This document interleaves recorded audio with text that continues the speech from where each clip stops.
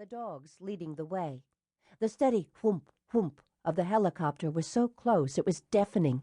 It also masked the sound of the cable car sliding into its nest on the platform's well-greased tracks. The pungent scent of pine and the smell of the warm summer rain were aphrodisiacs on the women as they spread out and circled their quarry. One, Sir Charles Martin. Murphy streaked forward to meet Charles head-on, while Grady barreled in from the side as Yoko, the rain beating down on her, kicked Charles from behind with one tiny foot and brought him to his knees. Alexis and Isabelle snapped on a set of flexi-cuffs, then yanked their host to his feet and dragged him to the bushes just as the cable car came to a stop. Nikki had pulled off one of her socks and stuffed it in Charles's mouth. The wind from the rotors of the Bell Jet Ranger was so strong it almost knocked over Myra and Annie, who were fiercely holding on to each other.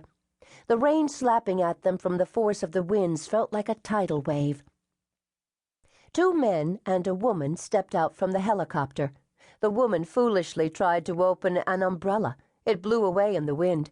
Kathryn yanked a small penlight out of her pocket and flashed it twice. There was no point in trying to speak or shout. The pinpoint of light moved off just as Nikki led two fine-looking gentlemen dressed in Savile Row suits out of the cable car and into the pouring rain. Mercifully, the helicopter was shut down and put to bed. The high-pitched whine was silent. A bolt of thunder roared overhead as a vicious streak of lightning danced across the sky, lighting the mountaintop from one end to the other. Their thumbs up in the air in a sign of victory, Yoko and Alexis led Charles toward the newly arrived guests. As a group, they ran toward the main building, Charles and Myra's lair. The others called it the big house.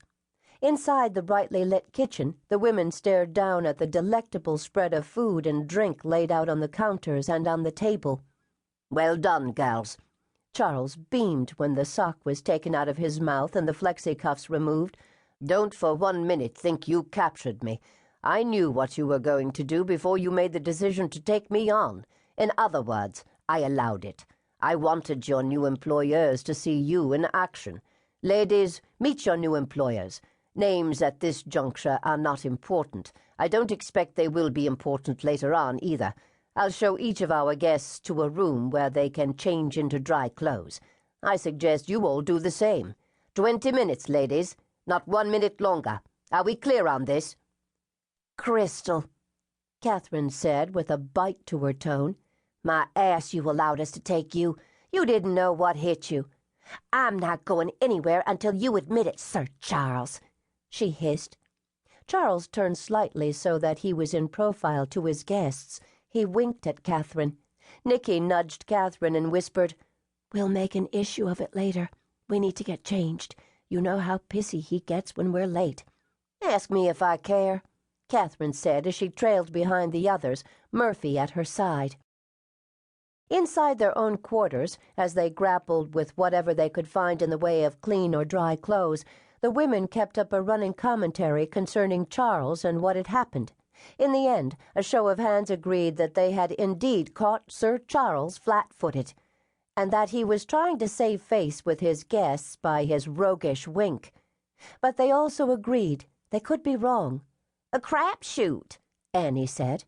Adorned in yellow slickers with matching Wellington boots, the little group made it back to the big house in the allotted time. They peeled off their rain gear before they trooped out to the kitchen where Charles was handing out drinks. Charles's guests waited until the women were seated before they took their own seats for what their host referred to as a midnight feast. Lobster and shrimp and a foot-long cracked pepper tenderloin. Emerald green peas from the garden behind the main house that were sugar bowls of sweetness. Mountain tomatoes, lush and pulpy in the crisp garden salad.